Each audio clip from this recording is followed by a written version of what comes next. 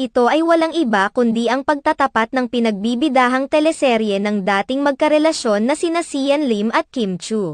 Pinagbibidahan ni Sian Lim at Jeneline Mercado ang teleserye sa GMA7 na Love Die Repeat habang pinagbibidahan naman ni Kim Chu at Paulo Avellino ang teleseryeng katapat nito sa ABS-CBN na Pinamagatang Linlang. Habang nasa taping si Sian Lim, nakunan siya ng isang maikling interview.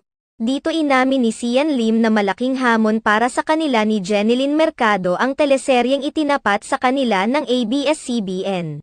Bukod pa rito, isiniwalat pa ni Sian Lim ang mga pinagdaanan ng kanilang teleserye, kabilang na ang pagkakadelay nito ng ilang taon. Batay naman sa plot ng Love, Die, Repeat, na itanong kay Sian Lim kung may pagkakataon ba na naging untrue siya sa kanyang karelasyon kabilang na ang kanwang girlfriend for 12 years na si Kim Chu. Ayon na